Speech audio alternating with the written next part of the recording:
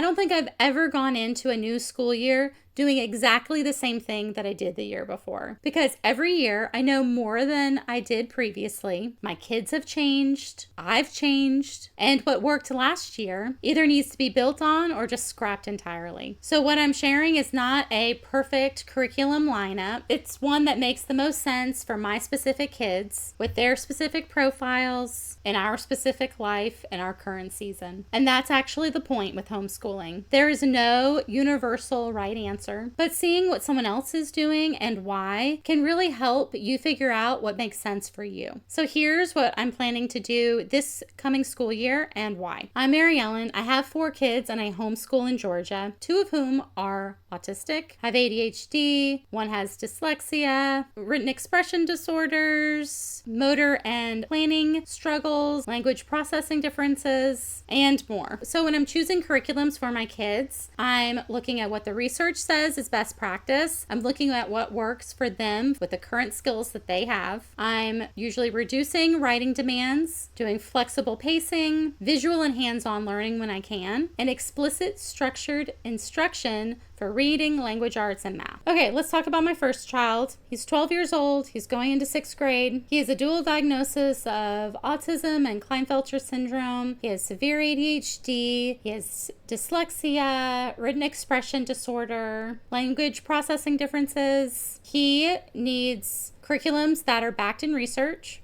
that are hands-on and multimodal, that have flexible pacing, reduced writing requirements, are visual, and explicit structured instruction for reading and language and math. So let's talk about language arts. This year we're going to continue with the Logic of English Essential Series. It's an Orton Gillingham approach. This is a non-negotiable anchor for every school day. You'll be getting dyslexia tutoring once a week. Their curriculum materials are going to align very well with what I'm using at home. My son uses Matthew C. He's about 3/4 of the way done with Delta, so he's going to finish that up. But anyway, the reason that we like this program is because it's very structured and incremental. You do one skill per lesson and you have multiple days for each lesson, and you watch a short video. So him and I will watch that together, and then I check in with him to make sure he understands it, and then he has a worksheet, and then he's done.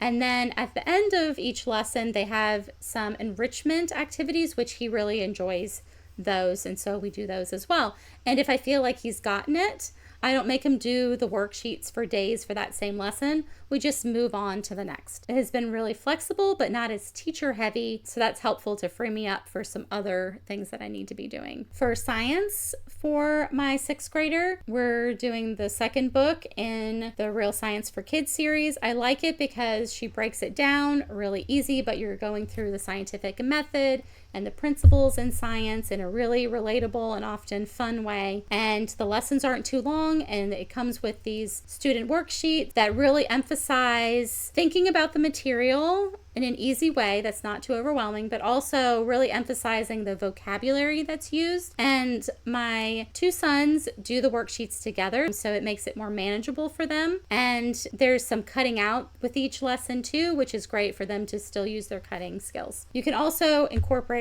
labs that they suggest, but also I want to mention each book has 22 lessons. And so we're just going to do 1 book this year to lower the pressure, because I'm also adding in interest-led activities too. And my son has an aptitude for spatial reasoning, and so we're going to be doing some engineering kits and stuff, and that's also a science. So he'll be supplementing with more interest-led stuff too. History, we're going to be using Biblioplan again. We're doing year 3, early modern, which is years 1600 to 1850. Some things that we're going to continue that we did last year that worked really well for us, where I'm going to make another YouTube playlist based on the topics in history that they're going to see during lunchtime. And I'm going to have physical books out that have a lot of pictures and like encyclopedia type stuff. We like a lot of the DK things, so I'll try to find books that accomplish that. And then for physical books, I'm going to stick to the early readers for my kids to read on their own during their reading time, because last year I got a range of books for me to read out loud, but I just did not have the time to read out loud. So So I'm mostly going to have books that my kids will be able to read independently. And then we'll be doing tons of audiobooks that are suggested in the teacher plans, like we did last year that we listened to in the car, and that worked really well for us. We'll be getting the textbook so they can look at the pictures and have the references for the maps and all that. But then we'll be adding on the audio files so that we can listen to them while we're in the car, and then add on for the maps again, because the maps have been the best map work geography that I've found. One thing I didn't like last year was their timeline. I just felt like it was busy work and didn't really add any retention for my kids. So we cut that out within like a month and a half last year. So we're not even going to bother with that this year. I am going to look into some of their journals because we'll be starting some states and some presidents and all that kind of stuff. We might be doing that. Or the other alternative is to get the coloring pages again like we did last year, and for them to color and have their own journal that they write in. We'll see how that progresses with that. But that will be for my two oldest, and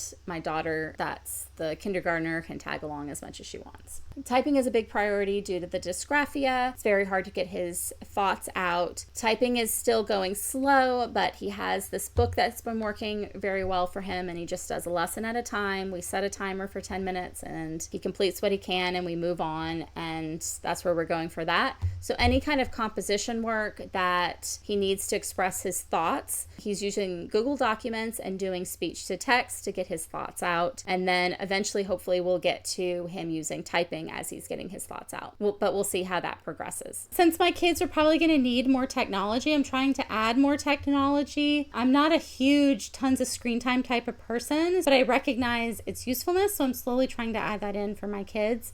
And another thing we're going to try to use this year through our Columbia Regional Library is Codex, and they can practice coding. And then, as I alluded to, my son will be spending some time doing structural engineering type kits that I've looked at on Amazon. I have a couple marked, and he's going to pick the one that he's the most interested in, and he's going to get to work on that, and we're going to have set time during school that he has to do that so that it is part of our curriculum and not just this bonus thing that he'll never get to because I'm filling his time with other things. So I'm hoping we're going to really honor who he is and help build those strengths for him later on, because he's going to need to build up those strengths for his future or whatever. On Fridays, I'm going to alternate between Beast Academy puzzles or Paper Sloyd, which are both activities that are more enriching and hands-on that will work on math skills, but in a fun way. Now I'm going to talk about my second son. He's the one going into third grade. He's 7 years old. He'll be turning 8 in the middle of August. He's recently had a psychological testing that I don't have the results for yet. So the information I'm giving is based on previous testing, but he was labeled with autism level 2 last time, and he has ADHD. He likely has dyspraxia, though we're working on a diagnosis for that, but definitely some motor and coordination challenges. His profile is very different than my first son. He is a fast processor, and he tends to pick up academic skills and information pretty quickly. His challenge comes to things that are motor challenging, like writing or critically figuring out how to move something or do something in his space. He's ahead in both math and reading. We may be considered slightly behind in language arts, though, because of the writing component. He fatigues easily with that. And so for language arts, we're finishing up Pinwheels by Rooted in Language level 4. I think we have 4 or 5 lessons left, and then we'll be moving on to Logic of English Essentials as well, like his brother. For math, he may be a quarter way through third grade math already, and so we'll continue on with that. And we use Math with Confidence. He's used that since kindergarten, and that has been working really well. It's very interactive, it has manipulatives, and he really loves the games. He finds them fun, and him and his brother often do them together. So we're going to continue that, but sometimes the writing load of the math can be challenging for him, so I will be looking at things and maybe crossing off things once I see that he gets it to decrease some of that load for him. And with talking about the load for writing and then backing up to language arts just slightly, he learned to to write cursive last year. This year I'm going to be focusing on typing with him as well, since he definitely has some dysgraphia stuff going on, and writing is his slow part. Helping him learn that will help him as well, and we may try speech to text with him and all that kind of stuff. So we'll see how the year goes with helping support him to get his thoughts out better. Science and history are going to be the same as Brett. He just might not have the same output requirements as Brett since he's younger. He'll also be trying coding this year, and he'll also be doing Beast Academy puzzles and Paper Sloyd. And then his special interest is drawing and art, so he's going to also pick out his own kit for what he would like to focus on. Both brothers will have access to each other's kits if they want to do them together. And then a quick honorable mention for my 4-year-old daughter, who will be 5 very soon. She's going to be starting kindergarten math with confidence, and she'll be doing Pinwheels 1 level 1, and we'll be going from there. And then I'll be doing those during my kids' ABA time when I can do one-on-one with her. And then throughout the day, she'll be having access to bins that will have a lot of developmental things to work on, like puzzles and Play-Doh and a handicraft and logic puzzles, or things to challenge her to keep her busy while I'm working with the other kids. I haven't completely developed that yet, so stay tuned for the video discussing what to do with a kindergartner. So that's our current lineup and what I'm planning for, and we'll be purchasing soon. But likely some of these things will shift because that's just how homeschooling goes. But every choice I've made has been for a reason, based on each kid's individual profile, while also trying to make it